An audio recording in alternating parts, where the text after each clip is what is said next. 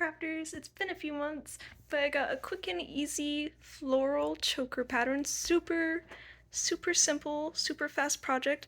I don't have any jewelry clasps, so mine just ties in the back like this.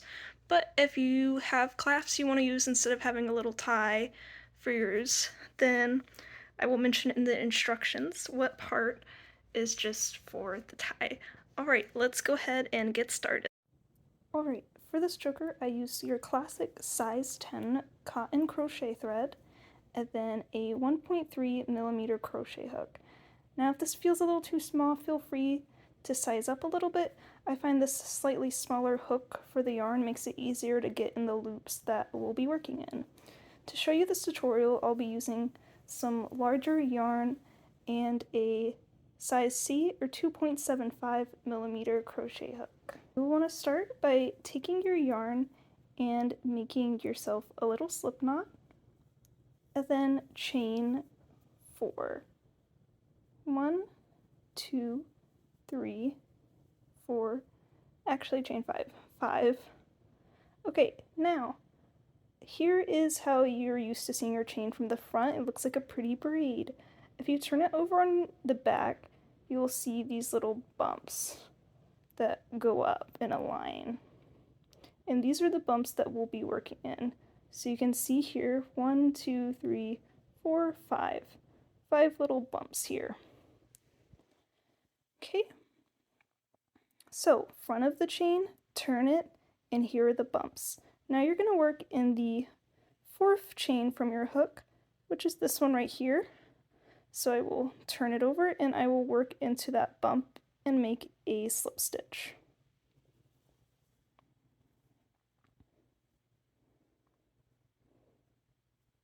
Okay, now that counts as 1 petal, and I will chain 3, 1, 2, 3, and I'll slip stitch in the same that I just slip stitched in.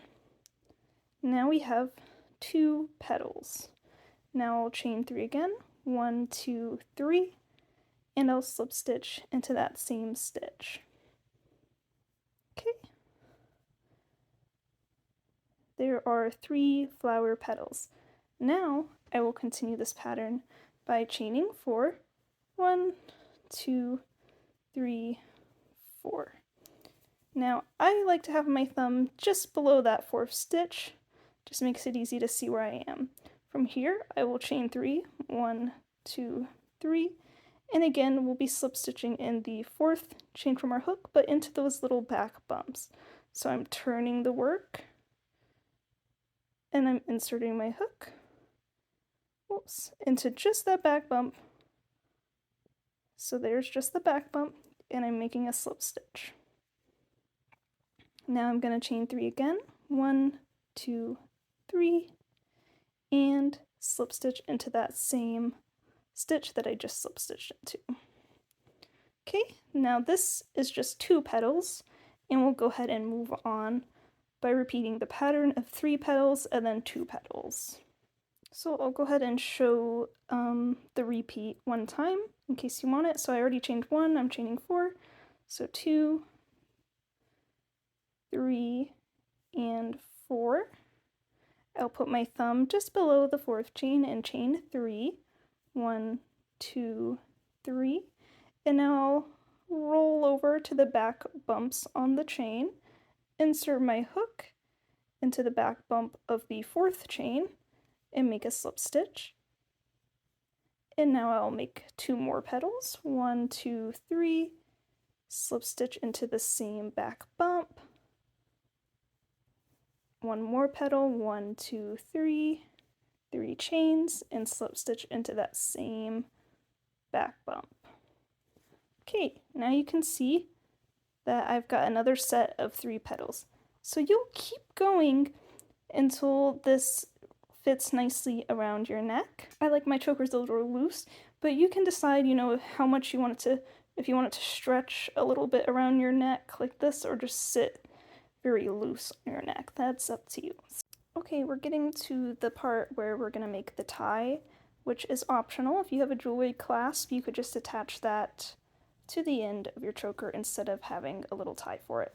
I like my ties to be about 5 inches long, and on this crochet thread that works out to about 56 chains. So I would make 56 chains working with this small size 10 crochet thread. Here on the sample that we're showing you, we're just going to do a few chains so that we can see how we work from them. Okay, so I'm just going to pretend that this is as long as my neck and that the strap or tie is as long as I like. So there's a couple chains. Okay, once you got to the end of your strap, you will still be working in the back bumps of the chains. It will make the tie look very nice.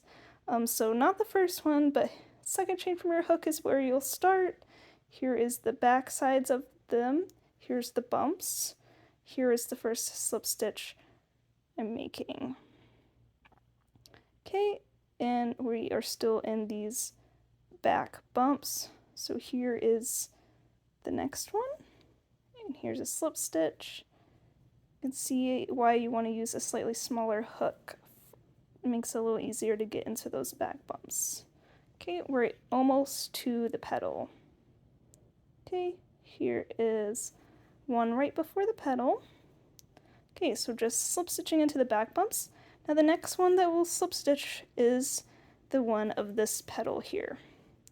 So it's kind of already a larger hole for you that I just put my hook in. Okay, and since on the opposite side there are 2 petals, on this side we'll make 3 petals. Same process of chaining 3 and slip stitching into the middle. Okay, so there's 1 petal. Here is 2 petals. Here is going to be the 3rd petal.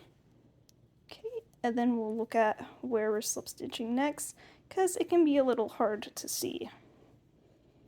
Okay, so here's the front of the chains. There should be 3 chains in between my flowers. 1, 2, and this 3rd one is kind of pulled tight, so it's a little hard. We're still going to work into the back loop, so I'm turning things over, and now we can count the back loops here.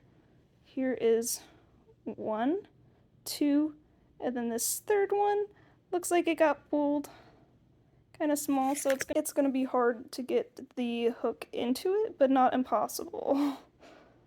So you will just use the kind of hold with your thumb on the other side to try to loosen it up and get it in there. So again, 1, 2, 3. The 3 chains in between the flowers is what we are slip stitching into. I will slip stitch into the next little back bump.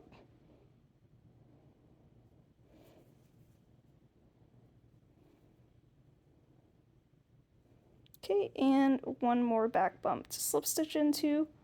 Here it is, and then we'll get back into the next flower. Okay, here I am back on the nice side, slip stitching into the middle of the flower, and this one has, you can see, 3 petals made, so we only need to make 2 petals on this side, again by chaining 3 and slip stitching.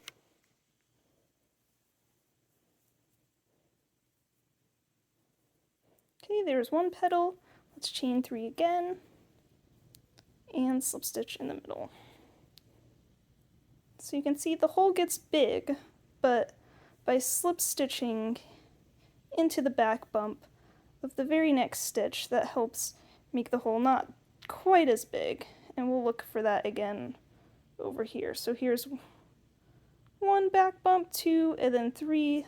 You can see the 3rd one got quite small. Okay, off camera I loosened it up so that this isn't painful to watch. 1, 2, 3.